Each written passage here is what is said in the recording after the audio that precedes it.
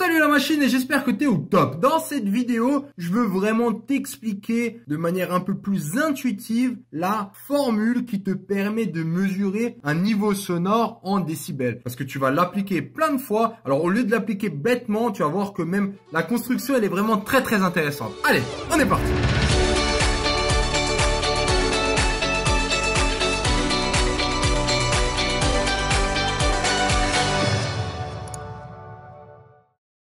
Quand on parle de son, on a tous sûrement déjà entendu parler des décibels. En fait, les décibels, c'est ce qui permet de mesurer l'intensité sonore.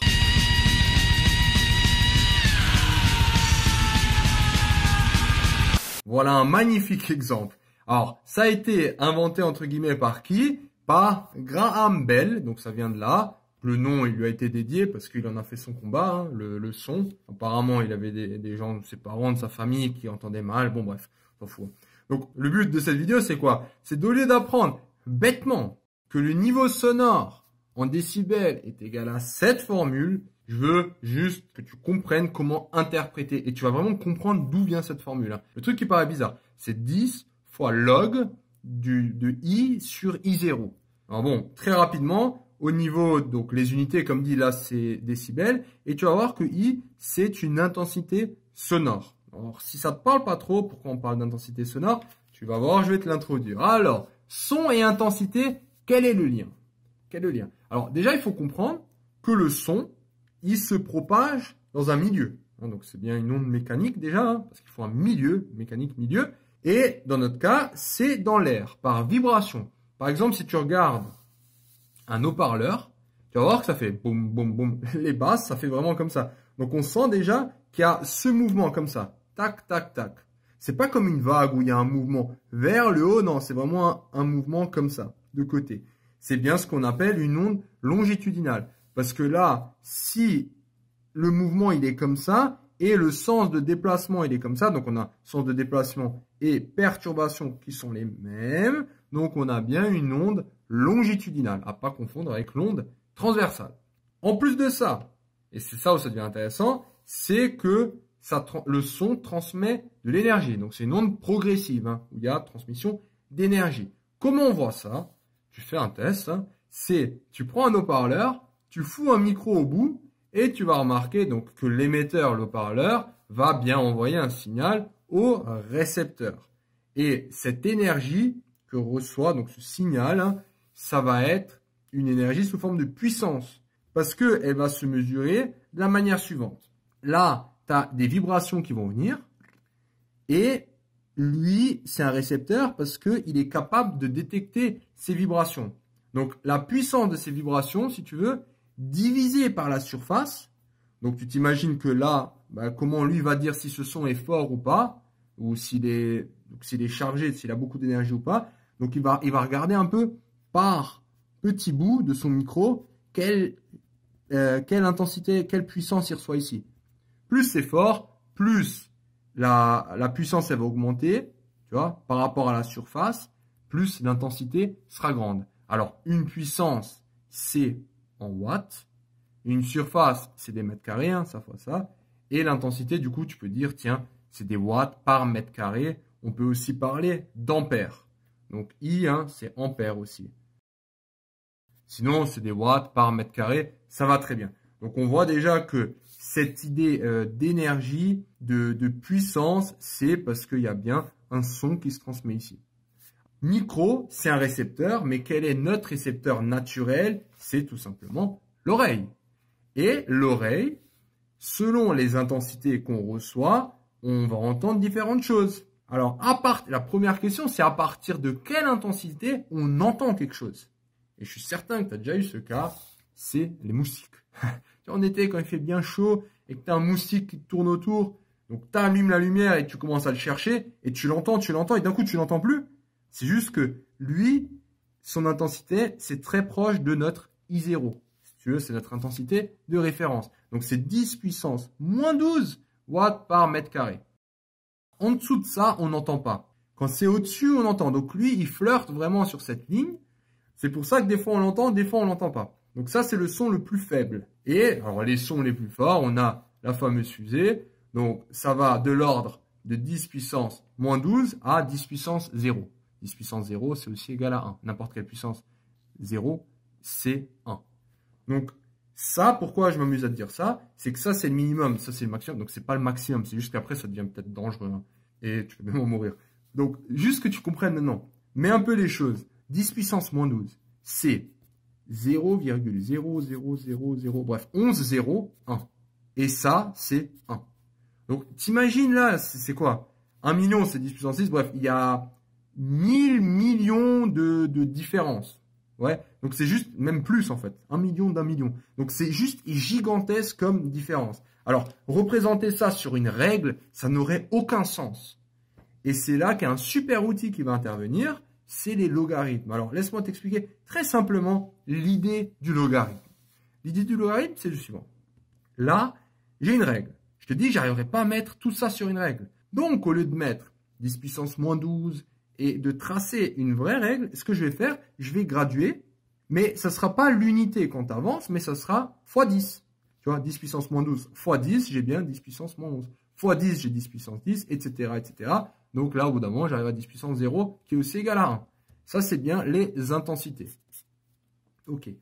Donc, le 10 puissance moins 12, alors juste maintenant, c'est un peu chiant de travailler avec des nombres négatifs, je vais inverser. Donc, je vais passer en, là, c'est 10 puissance 0, 1, 2, 3, jusqu'à 10 puissance 12. Donc, ça, c'est juste par simplicité. Et là, ce qu'on va faire, c'est que, au lieu, ça serait bien, au lieu de travailler avec ces 10, on peut juste dire, ça, c'est 0, ça, c'est 1, ça, c'est 2, ça, c'est 11, ça, c'est 12. Comme ça, on peut le voir très facilement, on va dire, sur un axe gradué. Et c'est ce qu'on va faire.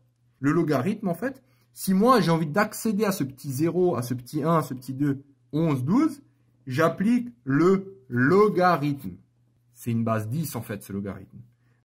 Logarithme de 10 puissance 0, c'est 0. Logarithme de 10 puissance 1, c'est 1. Logarithme de 10 puissance 2, c'est 2, etc. Donc, logarithme d'un entier, donc 10 puissance 1 entier, c'est 7 entiers. Alors, si toi maintenant tu dis, ouais, mais attention, moi, logarithme, on m'a dit que c'est ln de e qui est égal à e. Comprends juste que ln de e égale à 1, hein, ça c'est juste un peu pour les avancées, disons. Ça, c'est le logarithme base népérienne. Népérien, c'est ce e. Là, c'est un logarithme base 10. Donc ça, c'est le logarithme. C'est juste, ça va enlever, ça nous permet de travailler avec ces puissances beaucoup plus facilement. Et du coup, je me retrouve avec un axe gradué entre 0 et 12. Par contre, on sait que derrière ce qui se cache, il y a un logarithme. Hein. Donc, pour passer de là à là, c'est pas plus 1, mais c'est x 10. Ouais, c'est exactement ça. C'est x 10 le passage. Si tu comprends cette idée que pour passer de l'un à l'autre, c'est x 10, tu vas aussi comprendre le plus gros piège où les gens ils tombent dans le son. Regarde. Si je te dis que I0, c'est un moustique. 2 moustiques, ça va être quoi? Ça va être 2 fois I0. Oui? Alors, 2 fois I0, comprends que c'est pas le double. En fait, on va pas doubler parce que là, si je suis, on va dire, allez, on va dire que I1, on va dire qu'on est à 1 ici. On a vu que maintenant, dans cette échelle logarithmique, pour passer à celui-là d'après, il faut faire x 10. Mais maintenant, si je fais 1 fois 2, ben, je suis à 2 en fait. Je suis à 2, donc au final, moi, 2 moustiques, je suis là. Donc, il n'y a pas de proportionnalité. Parce que cette échelle qu'on regarde là, pour passer de 1 à 2, il faut faire x 10. Hein, et ça vient bien de cette idée que de là à là, on fait x 10, x 10, x 10. Ok, donc ce logarithme, c'est ce qui se cache derrière. Donc, comprends bien, et c'est pour ça que souvent on dit, ça c'est en fait, c'est le piège que tu vas avoir dans les exercices. Si je double, par exemple, si je mets maintenant 2 réacteurs d'avion, est-ce que le son est doublé? Donc, l'intensité sonore perçue? Non, parce qu'en réalité, quand on double I, ça ne veut pas dire qu'on fait x 10. Donc, on le verra aussi au niveau de la formule. Donc, bon, j'espère que c'est compréhensible, hein, que cette échelle, c'est une échelle logarithmique. C'est un tout petit peu différence. Alors, nous, maintenant, ce qui nous intéresse, quand on a cette formule, hein, parce que, encore une fois, mon but, c'est juste de te démontrer cette formule de manière très simple. Tu vois, on a déjà le logarithme. Donc, on a déjà un début de la formule. Alors, nous, maintenant, ce qui nous intéresse, quand on va parler d'intensité sonore, c'est l'écart par rapport à l'intensité sonore de référence, hein, ce moustique. Donc, ce qui nous intéresse, si maintenant je mesure I, une intensité. Alors, moi, ce qui va m'intéresser, c'est juste, tiens, quelle est ma différence entre I et I0? On a vu qu'en fait, ce qu'on mesure, c'est log de I, d'une certaine manière. Hein, c'est l'intensité, c'est le log de cette intensité. Donc, on va faire log de I moins log de I0, notre intensité de base, et ça par les formules du logarithme. Alors, si tu l'as pas encore vu, c'est pas grave, mais fais-moi confiance. Ça, par définition, c'est log de I divisé par I0, et tu trouves bien cette formule. Tu vois, donc on a l'intensité, ça c'est une intensité qu'on mesure, et ça c'est l'intensité de base, hein, ça ne change pas, ça sera tout le temps I0. Donc ça, si tu veux, c'est comme une constante, c'est 10 puissance moins 12. L'unité, c'est des bels. Alors, on ne parle pas de bels, nous, de manière générale, on parle plutôt de décibels. Alors, un décibel, hein, c'est comme un décimètre, c'est juste pour avoir un peu plus de précision. C'est-à-dire que au lieu d'avoir une échelle où on a 0, 1, 2, 3, 4, donc 0, 1, 2, 3, 4, vu qu'en plus de ça, on sait qu'entre 0 et 1, entre 1 et 2, il faut faire x10, alors on aimerait quand même avoir au moins un peu plus de précision. Donc pour avoir un peu plus de précision, on va travailler plutôt en décibels, donc on va le couper. Donc déci, on coupe par 10, et finalement, c'est bien pour ça qu'on va mettre ce 10 là. Ouais, parce que c'est des décibels. Ok, donc j'espère que maintenant, cette formule, elle te paraîtra juste un tout petit peu plus logique. Le logarithme, c'est ce problème d'échelle, d'ajustement, parce qu'il y a trop de disparité dans l'échelle entre les sons les moins forts et les sons les plus forts. Par exemple, là, ma voix quand je te parle. Donc, il faut bien adapter ça d'une certaine manière. C'est les logarithmes. I, c'est l'intensité de base, par rapport à quoi on fait tout le temps un rapport par rapport à I, pour savoir si c'est fort ou pas. Et le 10, c'est du décibel. Alors, ce qu'on va voir dans la prochaine vidéo, ça sera ce qui est en rapport avec la hauteur et le timbre d'un son. Voilà. Félicitations d'être arrivé jusqu'au bout de cette vidéo. Cette vidéo t'a plu? Ça tombe bien, il y en a encore. Sur matrix.fr, tu peux non seulement télécharger le résumé de cette vidéo, mais aussi retrouver tout ton programme avec plein d'exercices corrigés étape par étape. Tu peux aussi défier tes amis dans des jeux et te mesurer à la communauté Matrix pour gagner un cadeau tous les mois. On se retrouve sur matrix.fr.